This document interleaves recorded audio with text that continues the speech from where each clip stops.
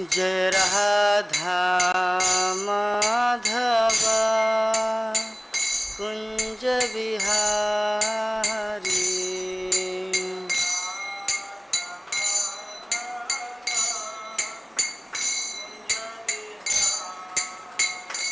जय राधा माधव कुंज बिहारी।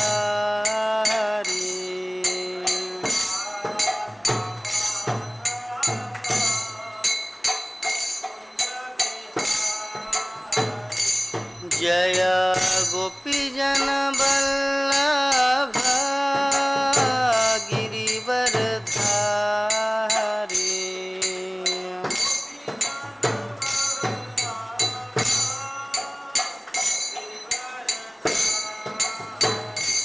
जय गोपीजन वल्लभ गिरिवरधारी।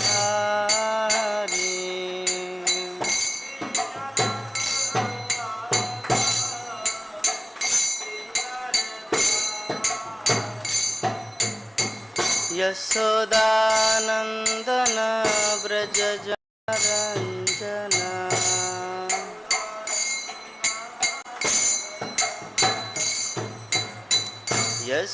यशोदानंदन व्रज जन रंजन।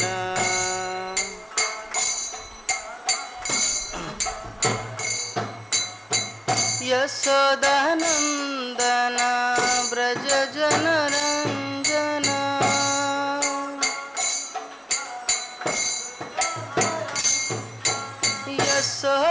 यशोदानंदन व्रज जन रंजन।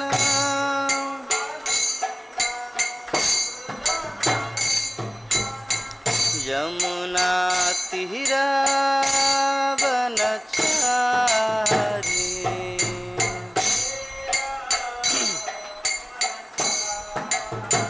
यमुना तीरावनचारी।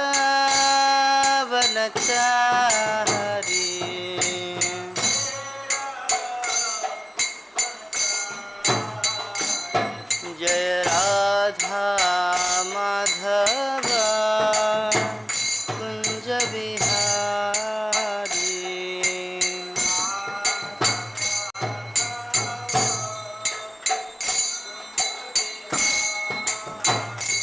हरे कृष्णा कृष्णा कृष्णा हरे हरे, हरे राम राम राम हरे हरे।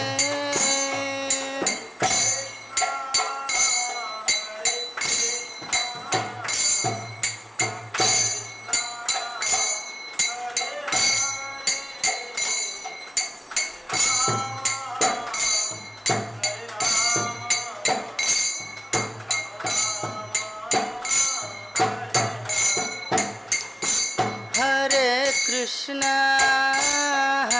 कृष्णा कृष्णा कृष्णा हरे हरे, हरे राम राम राम हरे हरे।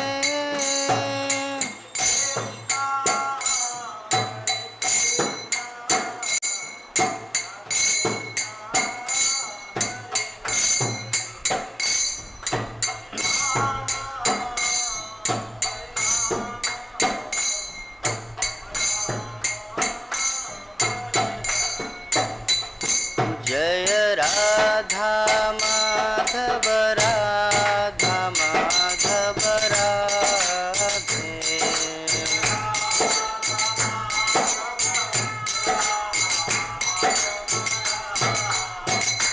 जय पंचतत्व जय पंचतत्व, पंचतत्व जय पंचतत्व।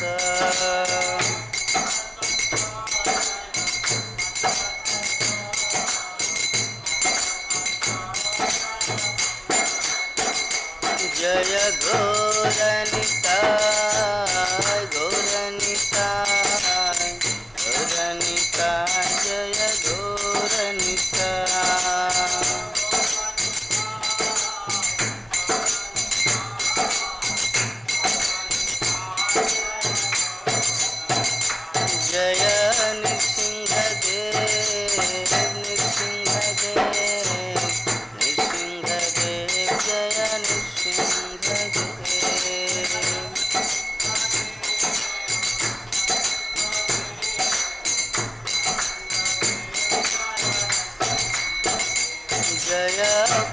प्रहलाद महाराज, प्रहलाद महाराज, प्रहलाद महाराज, जय प्रहलाद महाराज।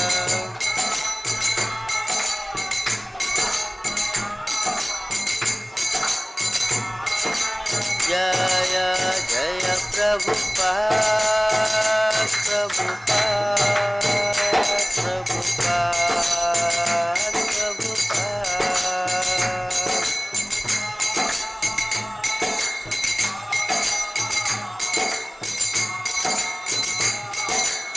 निताय गौर हरि बोल, हरि बोल, हरि बोल, हरि बोल।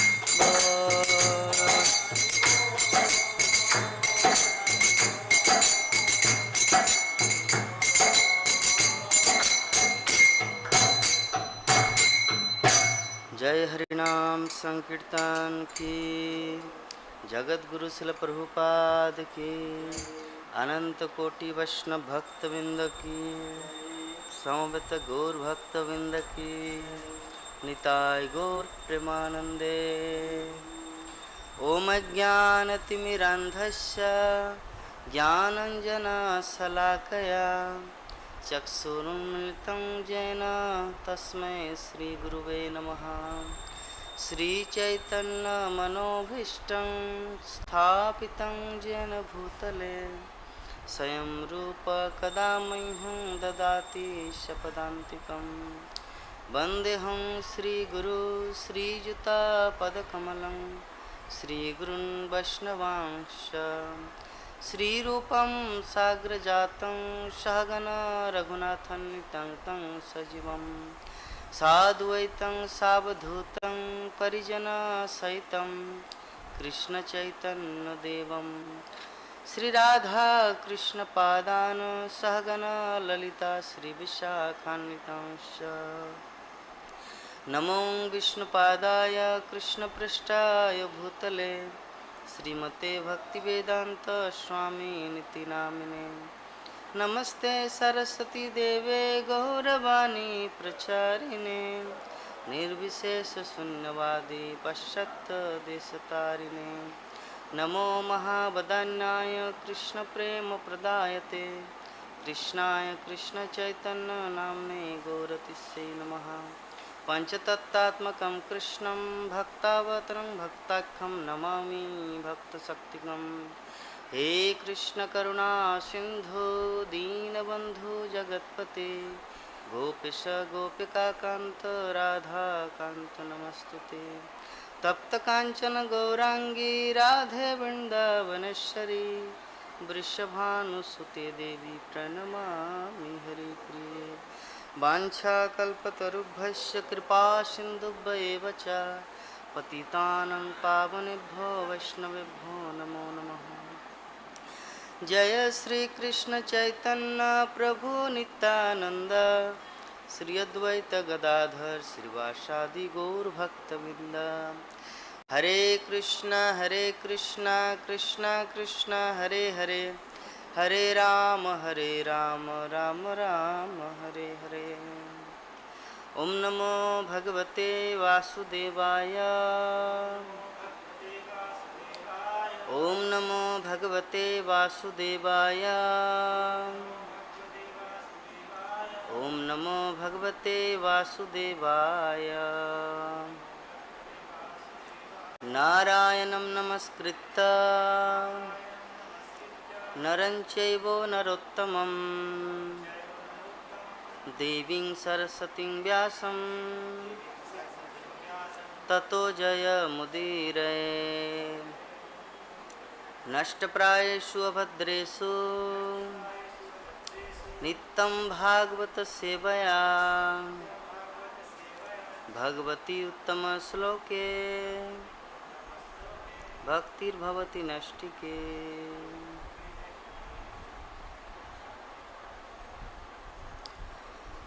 हरे कृष्णा।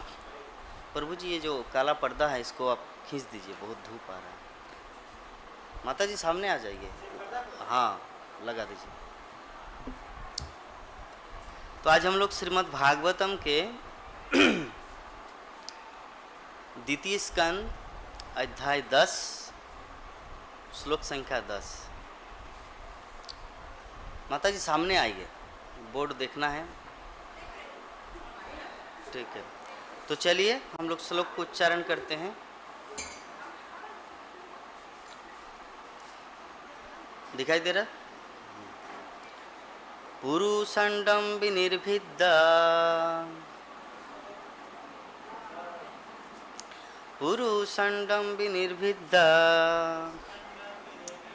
यदा शोष विनिर्गता आत्मनन्यमन्निच्छन् अपोस्राक्षि शुचि शुचि पुरुषंडम विनिर्भिद्या यदा शोष विनिर्गता आत्मन्यमन्निच्छन् अपोस्राक्षि शुचि शुचि पुरुषंडम विनिर्भिद्या यदा शोष विनिर्गता आत्मनन्यमन्निच्छन् अपोस्राक्षि शुचि शुचि। हरे कृष्ण, उच्चारण कीजिए। पुरुषंडम विनिर्भिद्या यदा शोष विनिर्गता आत्मनन्यवच्छिन्ना अपोस्राक्षि शुचि शुचि। प्रभु जी आप इधर आके बैठिए, ताकि कैमरा के पीछे कोई ना रहे, सबको मुझे मतलब सबको दिखाई दे। वो मुझे तक माता जी आप सामने आइए, आप कैमरा के पीछे लगे हुए हैं। अच्छा माता जी आप उच्चारण करेंगे? ठीक है, चलिए अनुवाद और तात्पर्य पढ़ते हैं।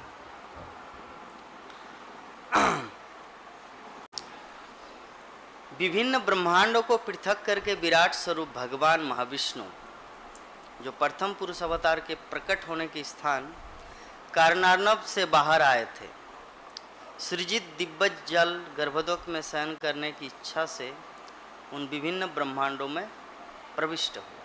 तात्पर्य, जीवात्माओं तथा सभी प्राणियों के स्वतंत्र स्रोत परमात्मा स्वरूप परमेश्वर विश्लेषण करने के पश्चात अब श्री सुखदेव गोस्वामी भगवत भक्ति की अनिवार्यता बता रहे हैं,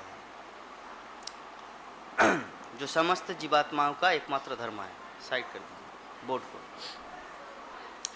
भगवान श्री कृष्ण तथा उनके अंश और अंशांश एक दूसरे से अभिन्न है और इस प्रकार इनमें से प्रत्येक स्वतंत्र है। इसे सिद्ध करने के लिए सुखदेव गोस्वामी परीक्षित को दिए गए वचन के अनुसार वैदिक सृष्टि के क्षेत्र में भी पुरुष अवतार की स्वतंत्र सत्ता का वर्णन कर रहे हैं।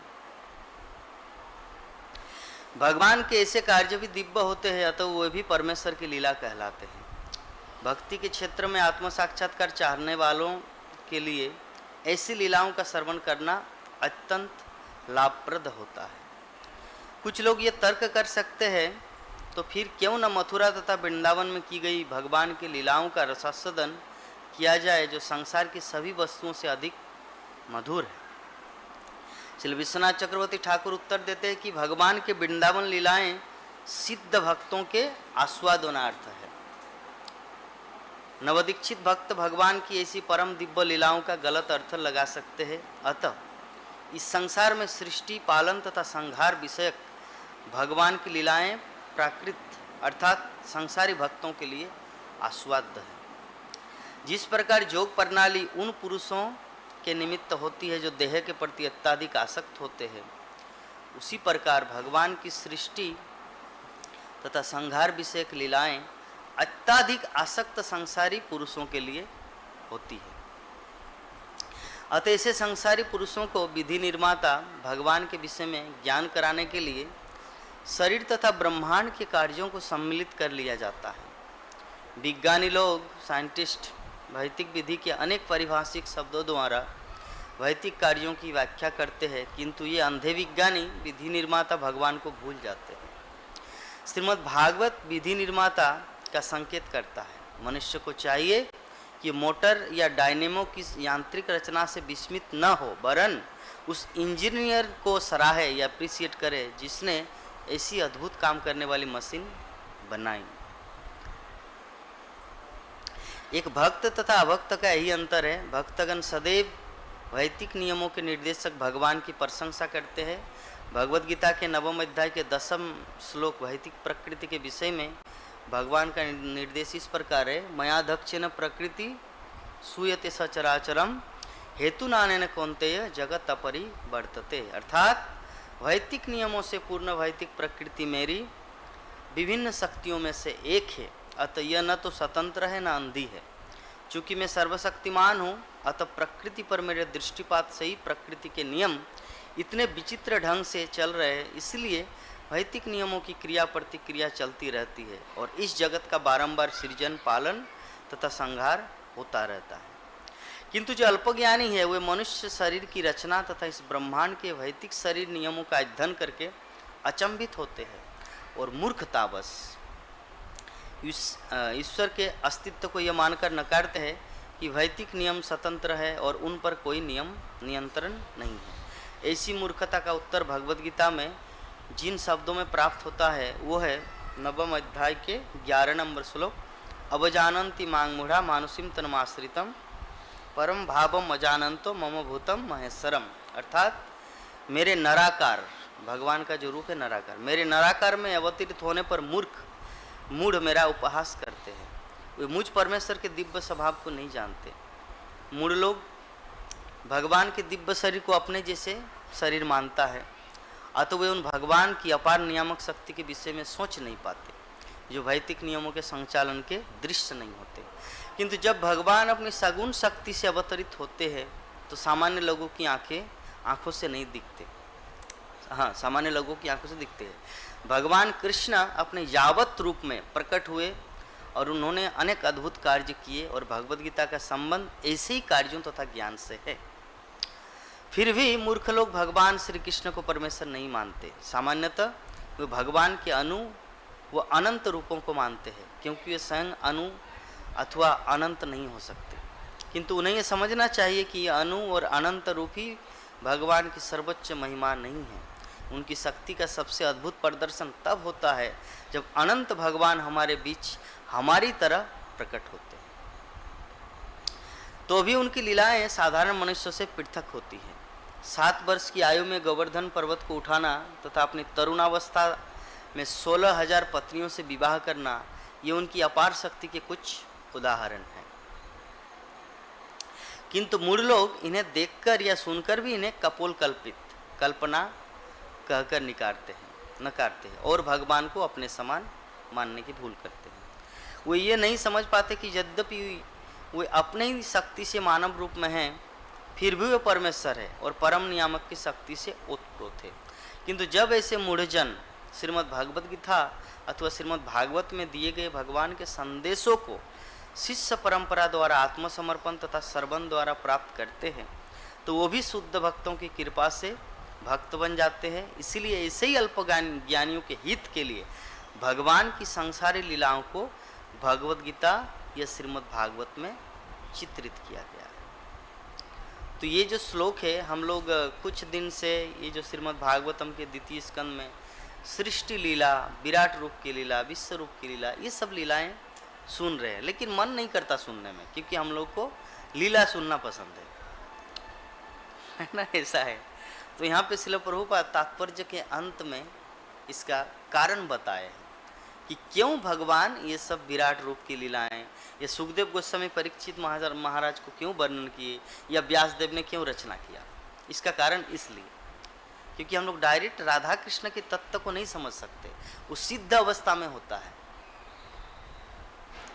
सिद्ध अवस्था में होता है, इसका क्या एग्जाम्पल दूँ? जैसे कुछ बच्चे जब साइकिल चलाते हैं प्राथमिक अवस्था में, इन प्राइमरी स्टेज, तो गिर जाते हैं, बार बार साइकिल चलाते गिर जाते हैं।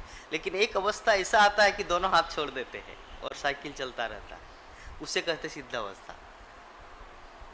मैं भी किया हूँ, ठीक है। बहुत देर तक 2 किलोमीटर 3 किलोमीटर 5 के इससे ही ऑटोमेटिकली बैलेंस आ जाता है, क्योंकि जब किसी चीज़ का बारंबार अभ्यास करते हैं तो अगर कोई देखकर एक नया जो लड़का भी सीख रहे हैं, वो जाके चलो एकदम मेन रोड में, जीटी रोड में साइकिल चलाना चालू किया और हाथ छोड़ दिया, तो क्या होगा उनका, मतलब वो एक्सीडेंट, मतलब वो मर जाएगा। क्यों? क्योंकि उनका अभ्यास नहीं है। तो जो राधा कृष्ण की लीला है या भगवत तत्व जो है, ये कृष्ण लीला है। क्योंकि श्रील प्रभुपाद तात्पर्य में लिखते हैं कि बहुत सारे लोग ऐसे चर्चा करते हैं कि हम सबको वृंदावन और मथुरा की लीलाओं को आस्वादन करना चाहिए, ये सब विराट पुरुष ये सब क्यों सुनना है। तो सिद्धावस्था का एग्जाम्पल से हम लोग समझ सकते हैं। और यहाँ पे बहुत कुछ पॉइंट है, इसमें से जो अनुवाद हम फिर से एक बार रिपीट करते हैं कि विभिन्न ब्रह्मांडों को पृथक करके विराट स्वरूप भगवान महाविष्णु जो प्रथम पुरुष अवतार के प्रकट होने के स्थान कारणार्णव के बाहर आए थे, उस सृजित दिव्य जल गर्भोदक में शयन करने की इच्छा से उन विभिन्न ब्रह्मांडों में प्रविष्ट हुए। तो सर्वप्रथम जो हमारे प्रभु जी बैठे हुए पटना से आए, तो अभी जस्ट हम गाड़ी रखे और आ रहे थे तो हमारे साथ साथ आए। तो प्रभु जी ने क्वेश्चन किया कि प्रभु जी, यद्यपि मायापुर में या इस्कॉन वर्ल्ड में भगवान श्री कृष्ण को परम पुरुष के रूप में माना जाता है, लेकिन ऐसे ऐसे जगह है जहाँ पे भगवान राम की आराधना ज़्यादा होता है, भगवान रामचंद्र की आराधना ज़्यादा होता है, चाहे अयोध्या हुआ, हरिद्वार हुआ, उस जगह में। हाँ, तो विषय वस्तु ये है कि भगवान राम को इन जनरल ये सभी इसलिए प्रेम करते हैं क्योंकि मर्यादा पुरुषोत्तम है, मर्यादा पुरुषोत्तम है। और कृष्ण उससे भी मर्यादा पुरुषोत्तम है, लेकिन लोगों को समझ में नहीं आता। लीला पुरुषोत्तम जो होता है वो मर्यादा पुरुषोत्तम से महान होता है। मर्यादा मतलब क्या है? मर्यादा का एग्जाम्पल है, जैसे मान लीजिए चोरी ना करना, ये मर्यादा है। चोरी करना मर्यादा का उल्लंघन है। मान लीजिए आपके पिताजी आपको डॉक्टर बनाया या इंजीनियर बनाया, लेकिन फिर भी किसी के घर में जाके तुम चोरी कर रहे हो। अरे इंजीनियर बनाया, हर महीना तुमको वेतन मिल रहा, तो चोरी करने की क्या जरूरत है, लेकिन तुम चोरी कर रहे हो, तो इसका मतलब मर्यादा का उल्लंघन है। ठीक है, तो भगवान रामचंद्र अपने जीवन में ऐसा कुछ भी नहीं किए हैं जो लोगों को गलत लगे।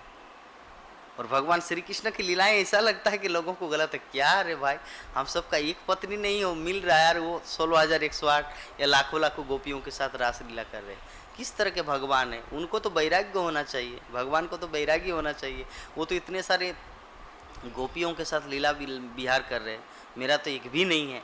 तो इससे बहुत सारे लोगों का ईर्षा होता है, अच्छा नहीं लगता भगवान कृष्ण की लीला को, इसलिए राम की भजना करते।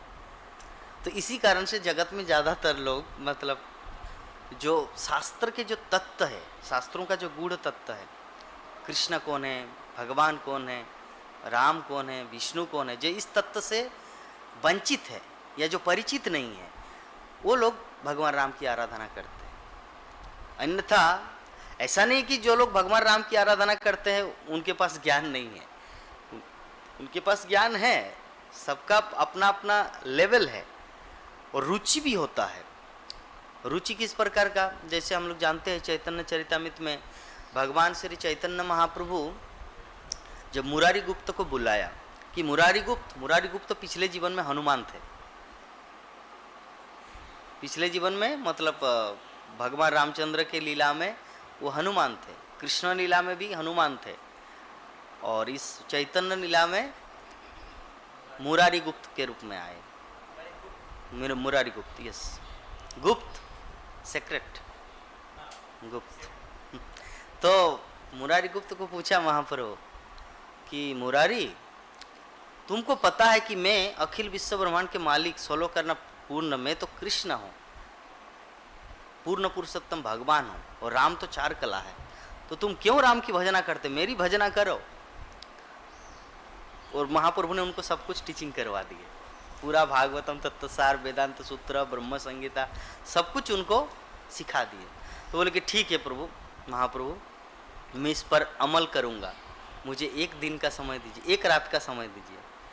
तो चलिए, श्रीवास ठाकुर के जो अंगन है, श्रीवास अंगन जो जहाँ पे हम लोग जाते हैं, तो वहाँ पे कीर्तन संकीर्तन मंडली सब कुछ समाप्त हुआ। तो मुरारी गुप्त अपने घर गए। दूसरे दिन रात को आए नहीं प्रोग्राम में, तो फिर तीसरे रात को महाप्रभु के संकीर्तन में आए। तो बोले मुरारी बताइए, अभी कृष्ण की भजना करेंगे ना, क्योंकि मैं चाहता हूँ कि तुम सबसे उच्च लेवल में जाए, क्योंकि अखिल विश्व ब्रह्मांड है, द्वारका लोक है, मथुरा है, अयोध्या है, गोलोक वृंदावन में नवद्वीप है। तो मैं चाहता हूँ कि तुम एकदम सुप्रीम प्लेनेट, सबसे ऊपर में रहे, फर्स्ट डिवीजन रहे। तो मुरारी गुप्त को ऐसे समझाया गया था। बोले कि ठीक है, मैं ट्राई करके आता हूँ। तो पिछले रात को ट्राई किया, हे प्रभु, हे रामचंद्र, मुझे क्षमा कर दीजिए, मैं आपके रूप को छोड़ने जा रहा हूँ और भगवान श्री कृष्ण के दिव्य मनोहर रूप को अपनाने जा रहा हूँ, आप मुझे शक्ति प्रदान कीजिए। तो पूरा रात चला गया मुरारी गुप्त का।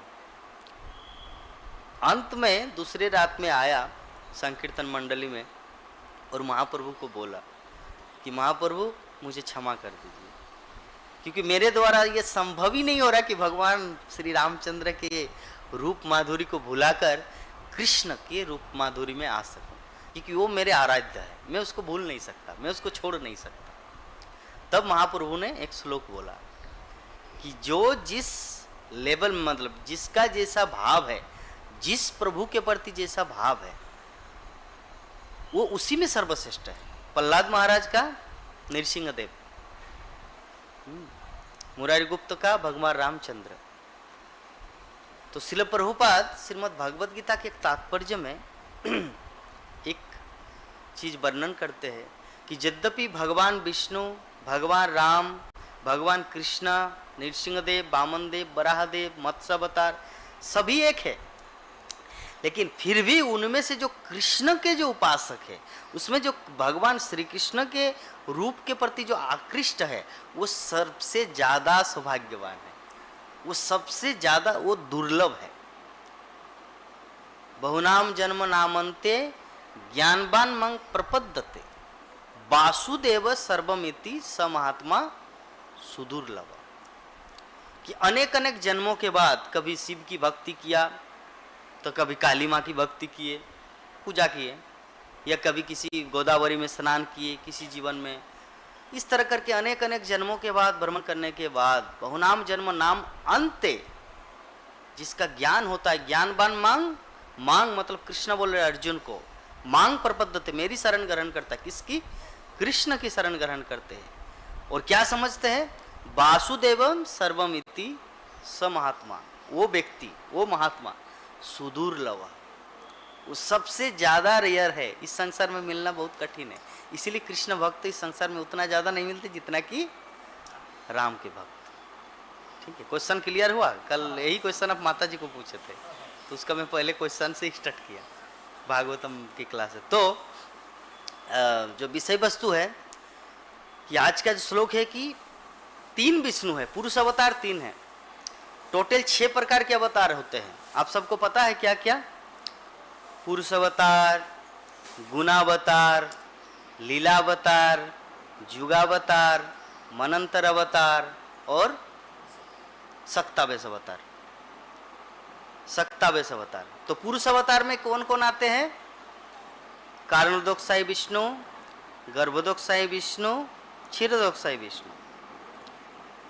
और जुगावतार में जैसे भगवान कृष्ण आए, भगवान रामचंद्र आए, हंस अवतार आए, कल्कि अवतार आए, ये है जुगावतार। गुणावतार ब्रह्मा विष्णु महेश्वर, 3 गुण, सत्वगुण रजगुण तमगुण, 3 गुण। और पुरुष अवतार, जुगावतार, गुणावतार हुआ। लीला अवतार, भगवान श्री कृष्ण किस में आते? लीला अवतार में आते हैं। हाँ, नहीं नहीं नहीं, केवल नहीं, भगवान राम भी आते हैं लीला में। तो लीला अवतार का कैटेगरी बताया जा रहा है। लीला अवतार है, मनंतर अवतार और सक्तावेश अवतार। सक्तावेश, शक्ति प्लस आवेश, उसको अगर संधि विच्छेद को एक साथ जोड़ते हैं दैट इज कॉल्ड शक्तावेश।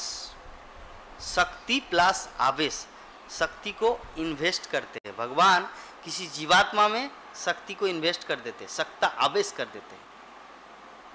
जैसे आप फिल्मों में भी देखे हैं ना, कोई कोई मतलब वैसे उसमें आवेश कर जाते हैं और वो बहुत ज़्यादा शक्तिमान बन जाते हैं, वो किसी को मारने, पहले वो दुर्बल था, पतला था, किसी को कुछ मतलब हाथ उठाना, फाइटिंग करना कुछ नहीं आता, लेकिन जब उनकी आत्मा इसमें प्रवेश कर जाते हैं तब वो शक्तिमान बन जाते हैं और ऐसे उनको मारते हैं, लोग आश्चर्य से, अरे ये तो हाथ भी नहीं उठा पाता था, अभी कैसे दूसरों को मार रहे, गुंडा को कैसे मार के भगा रहे। तो दैट इज मीन इन्वेस्ट, शक्ति का आवेश। तो भगवान का एक अवतार है शक्तावेश, जो व्यासदेव है, पृथु महाराज है, शिला प्रभुपाद भी है, शक्तावेश अवतार। समझ गए? तो आज का श्लोक क्या है कि विभिन्न ब्रह्मांड को पृथक करके यकान नानब जले भजति स्म जोगा निद्राम अनंत जगदंड सरोम कूपा। क्या? हाँ, अर्थात कारणार्णव अर्थात कारणदोक्षाई विष्णु जल में शयन करते हैं और शयन करके उनके रोमकूप से, अंडकूप सरोम कूप, क्या प्रकट होता है? विभिन्न प्रकार, बहुत सारे ब्रह्मांड प्रकट होते हैं। तो उस ब्रह्मांड में कौन इंटर करता है? जो प्रथम पुरुष अवतार के प्रकट होने के स्थान कारणों से बाहर आए थे, फिर सृजित दिव्य जल गर्भदोक्ष में शयन करने के लिए, वहां पे गर्भदोक्षाई विष्णु के रूप में भगवान महाविष्णु अपने आप को एक्सपेंशन करते हैं। पहले कारणदोक्षाई विष्णु कहां से आया? संकर्षण से। संकर्षण कहां से आया? पहले है कृष्ण का पहला एक्सपेंशन बलराम का पहला एक्सपेंशन वासुदेव, संकर्षण, प्रद्युम्न, अनिरुद्ध। उसमें से जो संकर्षण है, वासुदेव, संकर्षण, प्रद्युम्न, अनिरुद्ध, उसमें से जो संकर्षण है, संकर्षण का और फिर एक विभाग आता है, वासुदेव, संकर्षण, प्रद्युम्न, अनिरुद्ध। तो वो फिर नेक्स्ट संकर्षण से और एक चतुर्व्यूह प्रकट होता है, वासुदेव, संकर्षण, प्रद्युम्न, अनिरुद्ध। तो उसमें जो थर्ड नंबर में जो संकर्षण है, उस संकर्षण से प्रकट होता है महाविष्णु, अर्थात कारणदोक्षाई विष्णु। और उस कारणदोक्षाई विष्णु से प्रकट होता है गर्भदोक्षाई विष्णु, जो आज का श्लोक है। और उसके बाद प्रकट होगा, जैसे सभी ब्रह्मांड में गर्भदोक्षाई इंटर किए, और उस गर्भदोक्षाई विष्णु जो होते हैं ना, उसके नाभि कमल से प्रकट होता ब्रह्मा। तो कहाँ ब्रह्मा का स्थान, कहाँ विष्णु का स्थान और कहाँ कृष्ण का स्थान। अब चीज को समझ पर जरा विजुलाइज कीजिए, बोर्ड नहीं है, नहीं तो बोर्ड से समझा देते। जस्ट आप लोग दिमाग में विजुलाइज कीजिए कि मैं क्या बोलना चाह रहा हूँ, कि कृष्ण से बलराम, बलराम से वासुदेव, संकर्षण, प्रद्युम्न, अनिरुद्ध, फिर उनमें से जो सेकंड नंबर जो संकर्षण है, उसमें फिर एक चतुर्व्यूह, वासुदेव, संकर्षण, प्रद्युम्न, अनिरुद्ध। फिर उसमें से जो सेकंड संकर्षण है, उसमें वासुदेव, संकर्षण जो है ना, वो महासंकर्षण बन जाते हैं। वो महासंकर्षण, उससे प्रकट होता है महाविष्णु। तो थर्ड, पहला, द्वितीय, तीसरा, ये उसमें महाविष्णु। और वो महाविष्णु गर्भदोक्षाई रूप में प्रकट हुआ। वो गर्भदोक्षाई विष्णु इस पृथ्वी लोक में हर युग में आते हैं। वो कभी राम बन के, कभी श्याम बन के, लेकिन वो जो 28वां जो मनंतर है, वो साक्षात गोलोक वृंदावन कृष्ण आते हैं। जो ये जो पिछले जो हमारा दापर युग चला गया ना, अभी जिस कली युग में हम लोग वास कर रहे हैं, ऐसे में तो हर बार होता सत्य दापर तीर्था कली, सत्य दापर तीर्था कली, सत्य दापर तीर्था कली। तो ये बार ये वाला क्या है? सत्य तीर्था दापर कली। तो इस बार का जो ये जो दापर जो चला गया, इस दापर युग में साक्षात ब्रजेंद्र नंदन कृष्ण आए थे। ये गर्भदोक्षाई विष्णु कृष्ण रूप में नहीं आए थे। गर्भदोक्षाई विष्णु कभी राम के रूप में आते हैं, कभी बराहदेव के रूप में आते हैं, कभी नृसिंह के रूप में आते हैं, यहाँ पे लीला विलास करने के लिए। लेकिन जो दापर युग में जो कृष्ण आया, ये उस गोलोक वृंदावन में जो कृष्ण रहते हैं, जो कृष्ण से बलराम एक्सपेंशन हुआ। बात को समझ रहे? क्लियर? मैं 2-3 बार रिपीट करता रहा ताकि आपको समझ में आए। वो जो कृष्ण है, जब धरती माता पूरी तरह से भयभीत हो गई, हम लोग कुछ दिन जन्माष्टमी पार हुआ, तो धरती माता भयभीत हुई कि इतना पाप अत्याचार हो रहा है, तो अभी क्या किया जाए, तो ब्रह्मा के पास गए, सभी देवतागण मिलके ब्रह्मा के पास गए और ब्रह्मा चले गए गर्भोदक साई विष्णु के पास, क्योंकि उनका एड्रेस तो वहीं पर है ना, वो गोलोक वृंदावन थोड़ी आ सकते। उनको तो निर्माण किया उनका पिता ने, कौन, गर्भोदक साई विष्णु ने। ब्रह्मा जी का निर्माण गर्भोदक साई विष्णु ने किया, कृष्ण ने नहीं किया। समझ में आ रहा है माता जी? तो गर्भोदक साई विष्णु का पुत्र है ब्रह्मा, तो ब्रह्मा भी किसके पास जाएंगे, अपने पिता के। जैसे एक एग्जाम्पल, एक दूसरा एग्जाम्पल देते हैं, इसलिए जो इस्कॉन है, इसका फाउंडर आचार्य कौन है, हिज डिवाइन ग्रेस ऐसी भक्तिवेदांत स्वामी प्रभुपाद, और उसका एक्सपेंशन है जीबीसी, गवर्नमेंट आपका क्या, गवर्निंग बॉडी कमीशन, भूल जाता हूँ, गवर्नर बोल रहा हूँ, तो गवर्निंग बॉडी कमीशन अर्थात जीबीसी, प्रभुपाद के एक्सपेंशन। तो पूरा इस्कॉन का देख रेख कौन करता है, जीबीसी करता है। तो मान लीजिए आप किसी डिपार्टमेंट में काम करते हैं, सेवा करते हैं, तो आपका कुछ भी हो जाए कि आप डायरेक्ट आप जीबीसी के पास जाते हैं, ये कुछ भी हो जाए कि आप डायरेक्ट शिला प्रभुपाद के पास जाते हैं, आप क्या करते हैं, आपका जो इंचार्ज है आप इंचार्ज को बोलते हैं। तो उसी प्रकार ब्रह्मा का इंचार्ज है गर्भोदक साई विष्णु, नॉट कृष्णा। कृष्ण तो एकदम सुप्रीम ऊपर में है। तो जब गर्भोदक साई विष्णु के पास जब भगवान मतलब ब्रह्मा समस्त देवताओं को लेकर चले गए, इवन पृथ्वी माता गाय के रूप में जो थी, तो महाविष्णु को गर्भोदक साई विष्णु ने ब्रह्मा के कान में ध्वनि के माध्यम से आकाशवाणी के रूप में सभी देवताओं को सुनाई नहीं दिया, जस्ट ब्रह्मा को सुनाई दिया कि ब्रह्मा तुम चिंतित मत हो, ये जितने सारे देवी देवता है इन सभी देवी देवताओं को आप बोलिए कि वो पृथ्वी लोक में अच्छे अच्छे डायनेस्टी अर्थात अच्छे अच्छे वंश में जन्म ग्रहण करे, भोज वंश में, जदु वंश में, अंधक वंश में, अच्छे अच्छे डायनेस्टी में जहाँ पर भक्ति का यजन जाजन होता है, ऐसे परिवार में जन्म ले। क्योंकि ऐसे परिवार में क्यों जन्म ले, क्योंकि अगर पहले से ही नास्तिक रहेगा तो मेरी भक्ति कैसे करेंगे, तो इसीलिए एक अच्छे फैमिली में उनका जन्म हो। तो सभी देवताओं को मतलब ब्रह्मा के माध्यम से भगवान विष्णु ने बोला, और उसके बाद क्या बताए कि मैं खुद नहीं, मेरा जो पूर्ण अंश नहीं, मेरा जो पूर्ण अंशी कृष्णा, उनके साथ साथ हम सब एक साथ प्रकट होंगे। कृष्णा, बलराम, क्षीरोदक साई विष्णु, गर्भोदक साई विष्णु, कारणोदक साई विष्णु, वासुदेव, संकर्षण, प्रद्युम्न, अनिरुद्ध, फास्ट एक्सपेंशन, चतुर्व्यूह, ये पूरा समस्त अवतार एक साथ हम लोग प्रकट होंगे। ये हर बार नहीं होता, ये पिछले जो चला गया ना द्वापर युग, इसमें हुआ था। और एक एग्जांपल देके आप लोग को समझा रहे हैं। जैसे हमारी जन्माष्टमी कब हुआ था, ये जन्माष्टमी कौन सा बार था माता जी, कौन सा बार था जन्माष्टमी, हाँ, गुरुवार, बृहस्पतिवार, थर्सडे। तो ये जो थर्सडे आएगा, क्या इस थर्सडे में भी जन्माष्टमी होगा, या इससे पहले जो थर्सडे आया था क्या उसमें भी जन्माष्टमी था? तो हर थर्सडे में जन्माष्टमी नहीं होता, वो साल में एक बार होता है। तो उसी प्रकार हर द्वापर युग में भगवान कृष्ण नहीं आते, वो गर्भोदक साई विष्णु के एक्सपेंशन कृष्ण रूप में आते हैं। अभी समझ गए, सरल भाषा में समझा दिए। तो इस बार जो चला गया, ये जो द्वापर युग जो चला गया, ये साक्षात कृष्ण आए थे, गोलोक वृंदावन बिहारी, नॉट क्षीरोदक साई विष्णु या गर्भोदक साई विष्णु। तो क्लियर हुआ ये। तो भगवान जो राम है, आपका जो प्रश्न था, भगवान रामचंद्र जो है वो गर्भोदक साई विष्णु कभी नृसिंह देव के रूप में, कभी वामन देव के रूप में, कभी रामचंद्र के रूप में। तो ये है वो रामचंद्र, तो ये है रामचंद्र, वो है कृष्ण। तो इस्कॉन उस कृष्ण के बारे में सिखाता है। Now understand what I telling.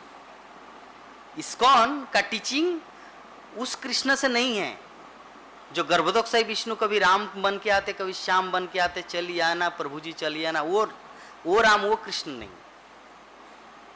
ISKCON का टीचिंग या श्रील प्रभुपाद का टीचिंग उस गोलोक वृंदावन का जो कृष्ण है उसके बारे में ज्ञान देता है। इसीलिए Krishna is the supreme personality of godhead, इसीलिए कृष्ण को परम पुरुषोत्तम माना जाता है। सभी भारतवासियों के अंदर एक कन्फ्यूजन है कि विष्णु पहले आया, फिर राम आया, फिर कृष्ण आया, फिर कल्कि आएगा, तो कृष्ण कैसे विष्णु से बड़ा हुआ? तो उनको एक क्लास आप सेंड कर देना कि क्यों कृष्ण बड़ा है। क्योंकि कृष्ण का एक्सपेंशन बलराम, बलराम से चतुर्व्यूह, फिर चतुर्व्यूह से संकर्षण, संकर्षण से फिर चतुर्व्यूह, फिर संकर्षण से महाविष्णु, फिर गर्भोदकशाही विष्णु, गर्भोदकशाही विष्णु से ये ब्रह्म केशव, वामन, मत्स्य अवतार, कूर्म अवतार, कल्कि अवतार, ये सब प्रकट होता है। क्लियर? अभी भी नहीं समझे माता जी? हे कृष्ण, कितना बार रिपीट करूं? जो भी है, नहीं समझे तो मैं क्या करूं? मैं तो इतना सरलता से समझा दिया। हाँ हाँ, क्षीरोदकशाही, क्षीरोदक, ओके। तो पहला क्या है? महाविष्णु अर्थात कारणोदकशाही विष्णु से उनके जो रोमकूप है उनमें से अनंत कोटि ब्रह्मांड प्रकट हो गया। ये समझ में आया? और इस रोमकूप से जो ब्रह्मांड प्रकट हुआ वो तो खाली है। मान लीजिए फ्लैट बिल्डिंग तैयार हो गया, लेकिन कोई खरीदता ही नहीं, कोई रहेगा ही नहीं घर भाड़ा में या रेंट से, या कोई फ्लैट को अगर खरीदे वो तो भूत बंगला रहेगा ना। तो कारणोदकशाही विष्णु के रोमकूप से अनंत कोटि ब्रह्मांड प्रकट हो गया, लेकिन वहां पे रहेगा कौन? जीव का तो सृष्टि करना है। तो इसीलिए पहला एक्सपेंशन क्या किया कारणोदकशाही विष्णु ने? गर्भोदकशाही रूप में उन्होंने अपने आप को कन्वर्ट किया। और गर्भोदकशाही रूप में जब कन्वर्ट किया और फिर जल में शयन किया, और उनके नाभि कमल से ब्रह्मा का सृष्टि हुआ, और ब्रह्मा के क्रोध से शिव का उत्पत्ति हुआ, फिर दक्ष प्रजापति, नारद मुनि, चतुष्कुमार, इस प्रकार ये सृष्टि हुआ। और अभी क्षीरोदकशाही कैसे आया? यही आपका प्रश्न है ना। तो क्षीरोदकशाही विष्णु अंडांतरस्थ परमाणु चयंतरस्थम, क्षीरोदकशाही विष्णु प्रत्येक जीवात्मा के हृदय में वास करने लगा। जैसे एक ब्रह्मांड में एक गर्भोदकशाही विष्णु, तो इस एक ब्रह्मांड में तो बहुत सारे जीवात्मा है। चींटी है, कुत्ता है, बिल्ली है, हाथी है, सियाल है, मनुष्य है, देवता है, पशु है, पक्षी है।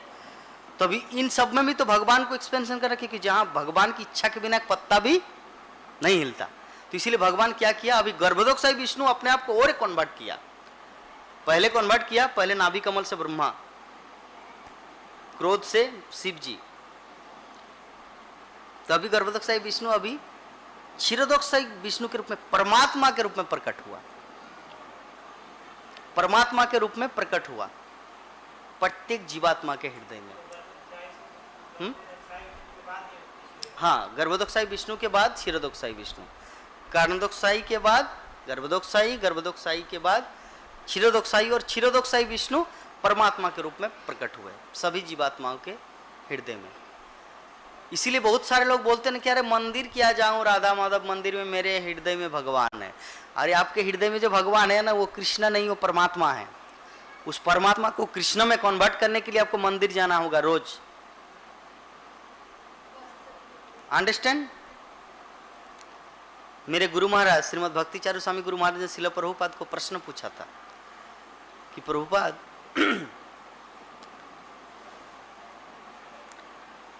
क्या सभी जीवात्माओं के हृदय में परमात्मा है? तो शिला प्रभुपाद ने उत्तर दिया कि सबके हृदय में परमात्मा, लेकिन तुम्हारे हृदय में कृष्ण है।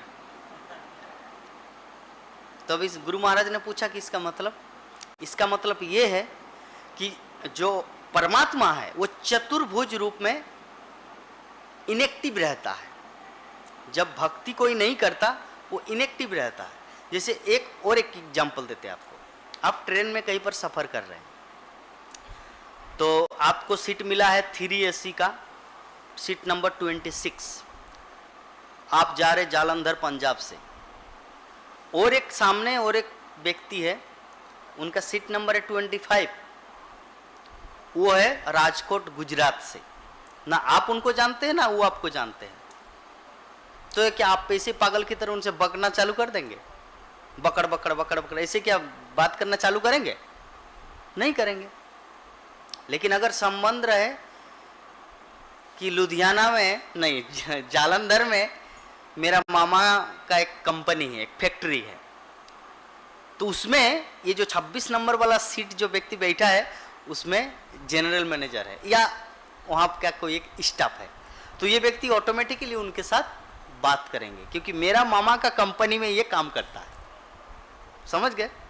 लेकिन अगर कोई रिलेशन ही नहीं रहे तो ये भी इनएक्टिव, ये भी इनएक्टिव, ये भी उनसे बात नहीं करेंगे, वो भी इनसे बात नहीं करेंगे। तो परमात्मा और आत्मा, एक मामा का लड़का, एक मामा के कंपनी का, और एक आत्मा, एक व्यक्ति 26 नंबर सीट में है, एक व्यक्ति 25 नंबर सीट में है, दोनों इसी हृदय में बैठा हुआ है। तो 25 नंबर सीट में अगर आत्मा बैठा है तो 26 नंबर सीट में परमात्मा बैठा है। एग्जाम्पल, तो जब हम लोग राधा माधव मंदिर में आएंगे, भगवत गीता सुनेंगे, हरि नाम कीर्तन करेंगे, तो उस परमात्मा के साथ एक लिंक हो जाए, क्योंकि वो परमात्मा कौन है? कृष्ण है। राधा माधव कौन है? कृष्ण है। हरि नाम कौन है? कृष्ण है। भागवतम कौन है? कृष्ण है। भगवत गीता कौन है? कृष्ण है। वो परमात्मा। तो परमात्मा जानते हो ये तो मेरे ही रिलेटिव्स है, तब वो बात करना उनसे चालू करता है आत्मा से। जब तक उनका रिलेशन नहीं है वो आत्मा से कुछ भी बात नहीं करता, चुपचाप रहते हैं, अपना सीट में बैठा है, चलो राजकोट में चढ़े, गांधीनगर में उतरना है, दैट्स इट। लेकिन जब उनको पता चलता है, वो अच्छा तुम मेरे मामा की कंपनी में काम करते हो, अच्छा अच्छा कितना वेतन मिलता है, अच्छा ठीक है, अच्छा ओ अच्छा तुम मंदिर जाते हो, मंगल आरती भी जाते हो, तो मंगल आरती और राधा माधव तो मैं ही हूँ, परमात्मा सोचते हैं, वो तो मैं ही हूँ। वो भागवतम क्लास रोज अटेंड करते हैं, वो भागवतम की लीला तो मेरा ही है। तब वो अच्छा तुमको तो मैं बहुत प्यार करूंगा, तब वो परमात्मा चतुर्भुज में मतलब द्विभुज बन जाते हैं, वो कृष्ण बन जाते हैं। तो श्रील प्रभुपाद को जो गुरु महाराज ने पूछा था कि मेरे हृदय में क्यों कृष्ण है, बोले कि तुम भक्ति कर रहे हो इसीलिए परमात्मा भी कन्वर्ट होकर अपने आप को कृष्ण रूप में परिवर्तित कर लिया। क्लियर? तो ये है that is the difference between परमात्मा और कृष्ण। तो प्रश्न जो था, प्रश्न इस प्रकार का कि मैं मंदिर क्यों जाऊं, मेरे हृदय में भगवान है, तो आपका भगवान उस रूप में है। जब रिलेशन होगा तब वो भगवान अपने आप को भगवान रूप में या आपके साथ रिलेशनशिप में आएंगे। तो हम लोग समझ गए कि गर्भोदकशाही में ये जो श्लोक में 2 महाविष्णु का उल्लेख है, क्षीरोदकशाही विष्णु का उल्लेख नहीं, लेकिन मैं जस्ट बता दी एक्सपेंशन कि महाविष्णु गर्भोदकशाही, और इसके बाद प्रविष्ट होंगे क्षीरोदकशाही विष्णु के रूप में। तो इसमें बहुत कुछ इंपॉर्टेंट श्लोक हम लोग जो आपका जो तात्पर्य में डिस्कस किए, इसीलिए जब कोई तात्पर्य पढ़ेंगे ना उसको बहुत ध्यान से सुनना है। ऐसा नहीं कि अरे प्रभु जी जब बोलना चालू करेंगे तब ध्यान दें, अभी क्या है, अभी थोड़ा कान को खुजला लेते हैं, अभी थोड़ा सा ये कर लेते, नहीं, जब कोई तात्पर्य पढ़ेंगे उसको बहुत ध्यान से सुनना है, क्योंकि तात्पर्य किसका है जानते हैं? हमारे आचार्यों का तात्पर्य है। इसलिए प्रभुपाद अपना मन का कोई बात यहाँ पे नहीं लिखे हैं।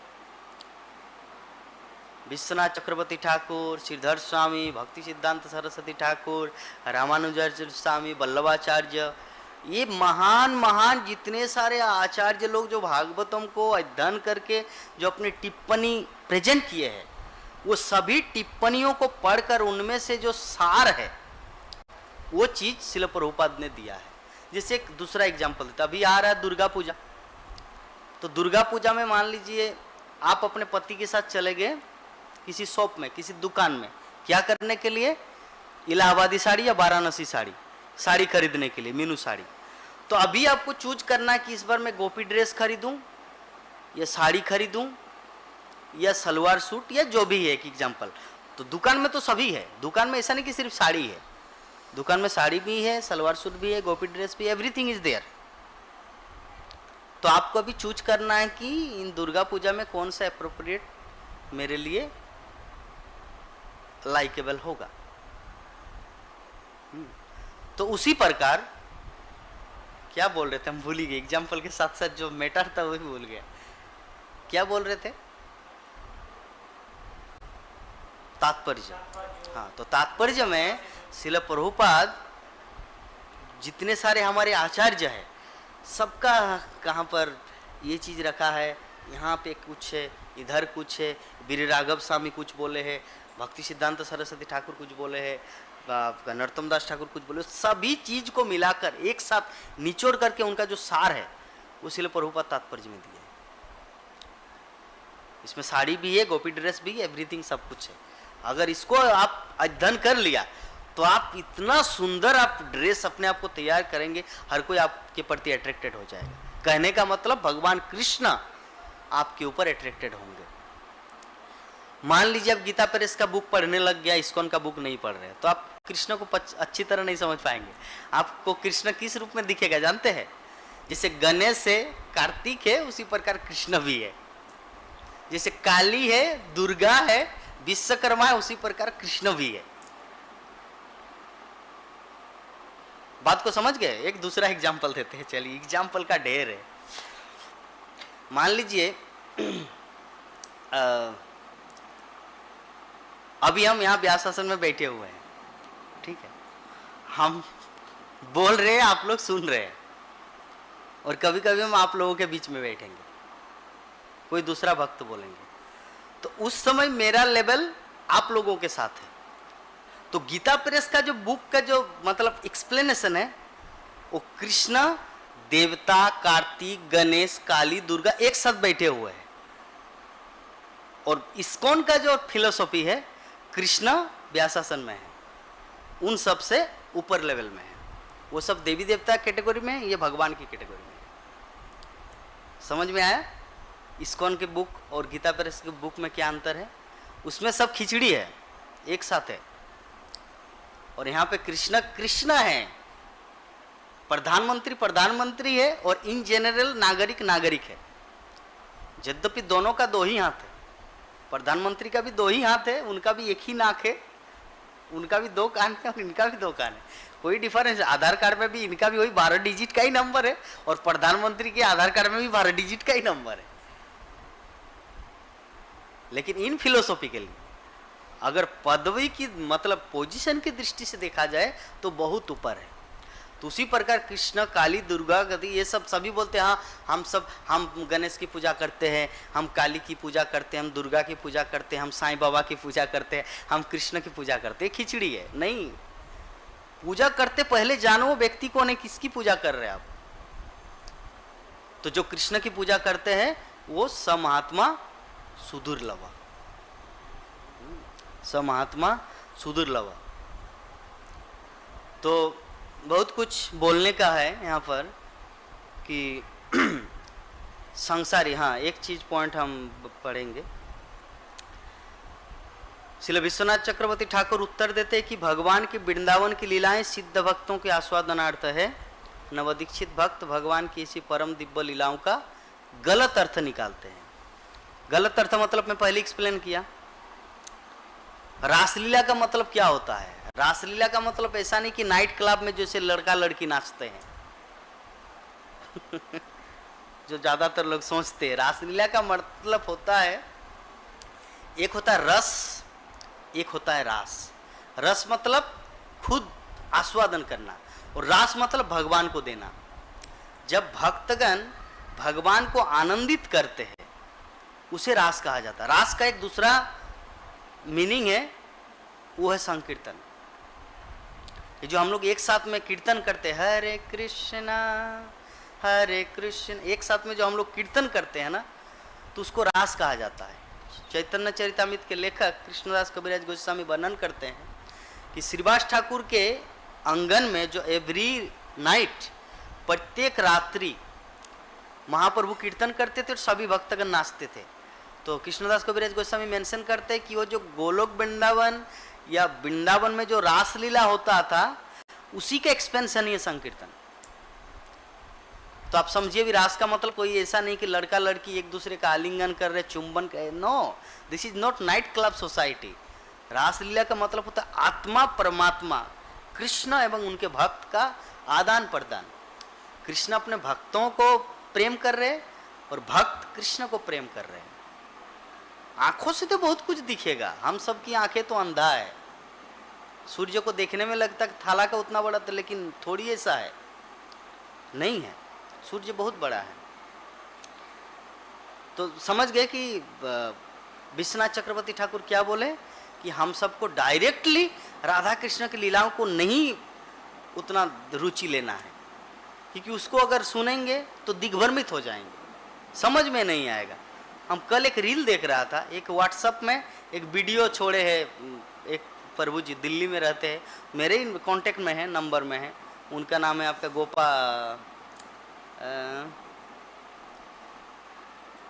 संतोष यादव। चेन्नई में रह, दिल्ली का है, चेन्नई में रह रहे अभी।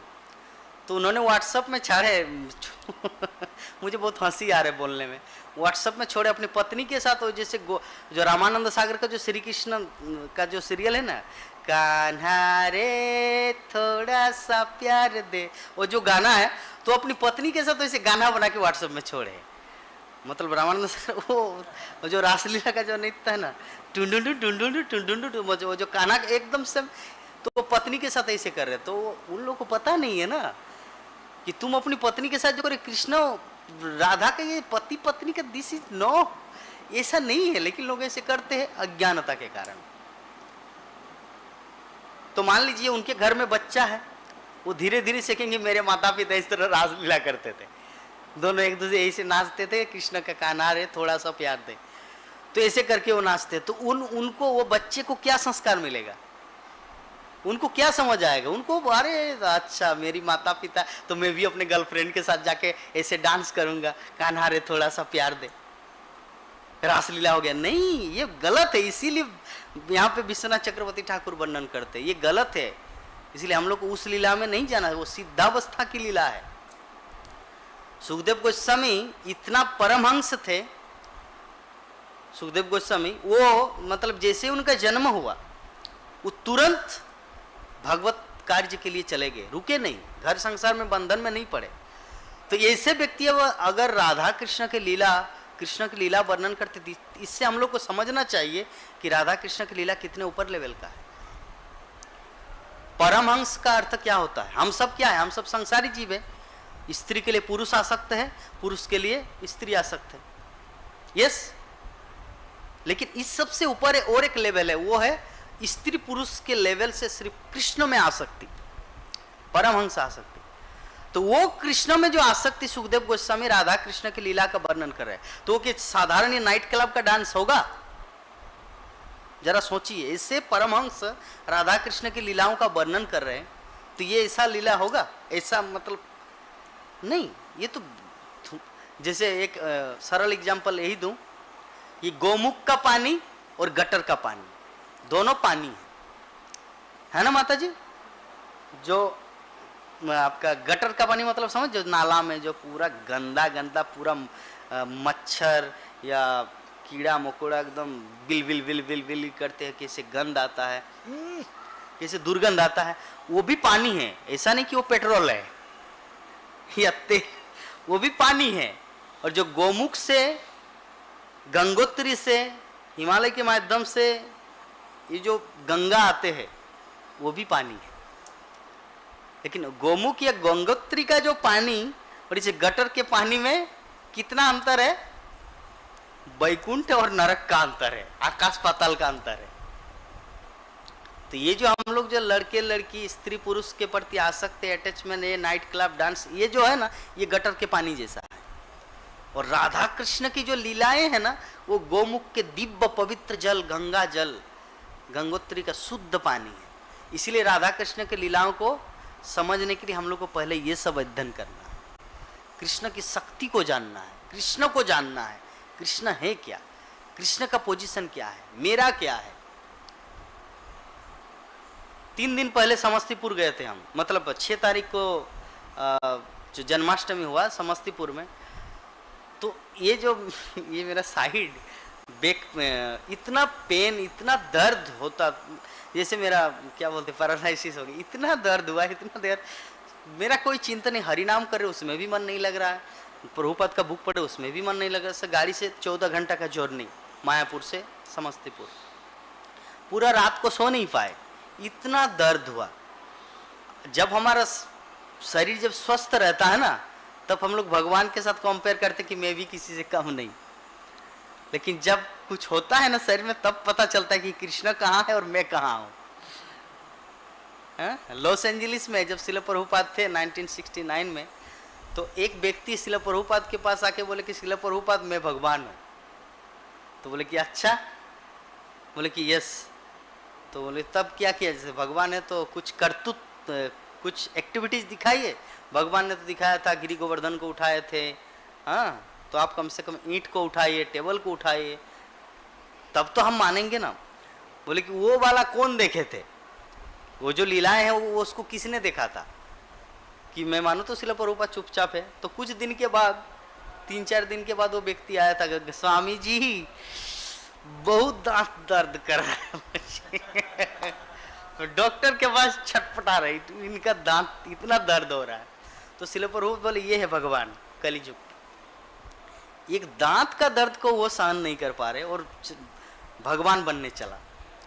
तो हमारी स्थिति और भगवान की स्थिति में बहुत अंतर। मैं अपना एग्जाम्पल दी, इतना दर्द हो रहा था उस दिन जैसे मेरा ये हाथ टूट गया, लेकिन जब शरीर स्वस्थ रहता तो अपने आप अरे राधा माधव का जैसा मैं भी तो ऐसे चिकना चिकना गाल है, मैं भी सुंदर हूँ, वो बहुत काला है, मैं थोड़ा सा उससे थोड़ा सा गोरा हूँ, अच्छा मैं भी बहुत सुंदर हूँ, मैं भी कम नहीं हूँ माधव से।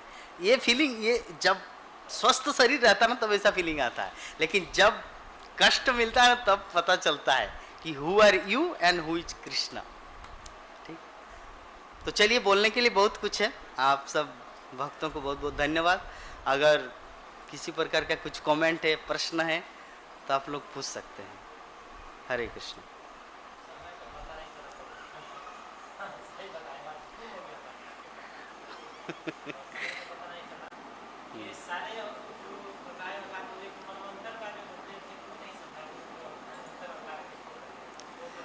मनंतर अवतार का अर्थ होता है जैसे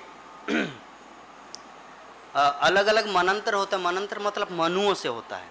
जैसे ये जो अभी जो हम लोग जिस मनंतर में वास कर रहे हैं, इस मनंतर ये जो समय जो चल रहा है इसमें विवस्वान मनु है।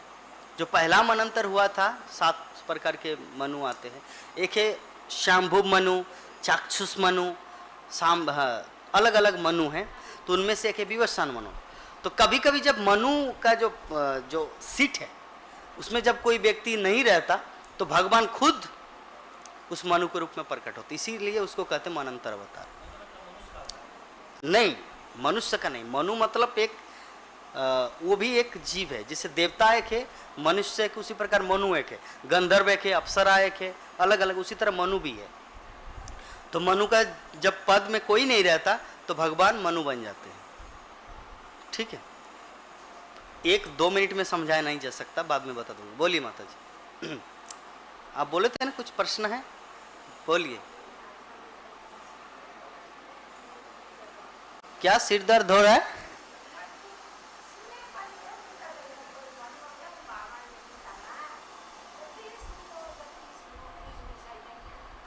मतलब जितना भी सुनो कुछ समझ में नहीं आ रहा। ये है माता जी का क्वेश्चन। इसका आंसर क्या बता रहे हैं? मान लीजिए आपका जो बेटा है वो जॉब करता चाइना में, हांगकांग में, और बोले कि माँ मेरा तो अभी तक शादी नहीं हुआ, तो एक काम कीजिए आप ही आइए रसोई बना दीजिए। तो आप वहाँ पे आए चाइना में और आपको जाना पड़ा सब्जी मार्केट, फींची कौन ऐसे करके अभी सब्जी मार्केट में बोल रहे हैं। तो आपका जो मतलब आप क्या करेंगे उस समय? सुन तो बहुत रहे हैं, सब्जी है, तेल लो, ये बांधा गोभी है, फूल गोभी, आलू लो, आलू अपने भाषा में बोल रहे हैं। आपको कान में सुनाई दे रहा है लेकिन समझ में नहीं आ रहा। तो उसी प्रकार है जो भागवत कथा आपको समझ में नहीं आ रहा, तो शिला प्रभुपाद इस संबंध में बोले हैं। एक बार शिला प्रभुपाद क्लास दे रहे थे, तो शिला प्रभुपाद का इंग्लिश अमेरिकन को उन लोगों को समझ में नहीं आ रहा, तो फिर भी बोल रहे कि आप लोग बैठ जाइए और सुनिए, क्योंकि कृष्ण को जो कुछ मैं बोल रहा हूँ उनमें से 1 मिनट या 2 मिनट के अंदर कृष्ण का नाम तो आ रहा है ना, तो जस्ट वो कृष्ण का नाम आ रहा है तो समझो को भगवान है। इतना भी अगर समझ लिया तो धीरे धीरे आपको सब कुछ समझ में आएगा। तो मान लीजिए 1 घंटा का जो क्लास हुआ तो इसमें कृष्ण, महाविष्णु, राम, वामन, नृसिंह ये तो समझ में आया ना, तो बस वो समझ में आया तो सफिशिएंट है। हाँ, जय जय ग्रंथराज श्रीमद् भागवत महापुराण की, जगत गुरु शिला प्रभुपाद की, अनंत कोटि वैष्णव भक्तवृंद की, निताय गौर प्रेमानंदे। हरि हरि।